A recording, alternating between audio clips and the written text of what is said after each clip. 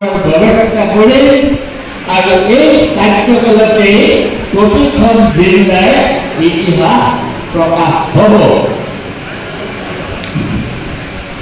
প্ৰতিক্ষণ জিল্লায় আজীবন শব্দৰ ভিতৰটো শব্দ পৰম ভিতৰটো শব্দ পৰিয়াল এইবিলাকক লগ লগাই আজীবন শব্দ সংযোজন কথাটো বাধ্যতামূলক কৰা হৈছে।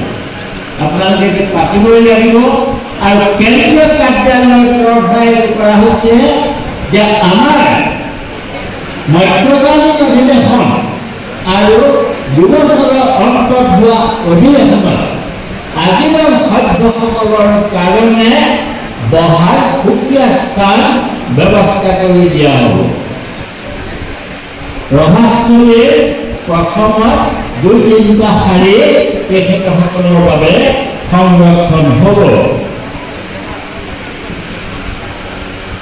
ঠিক তেনেকৈ শিশুসকলক আমাৰ শাখা সভাসমূহে অন্তত ২টা কাম কৰক, আবৃত্তি শিকাওক আৰু সাধু ক'বলৈ শিকাওক।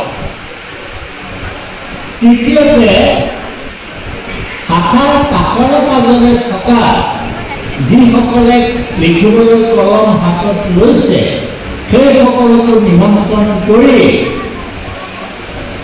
তেওঁলোকে লিখাৰ যিখিনি প্ৰবন্ধই হওক, গল্পই হওক, কবিতাই হওক তাত পাঠৰ ব্যৱস্থা কৰিব লাগে।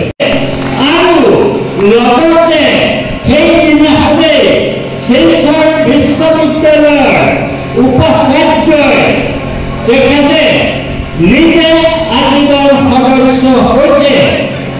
তাৰ উপৰি ডিফুৰ কেম্পাছত ইতিমধ্যে অসমীয়া ভাষা বাধ্যতামূলক কৰা হৈছে।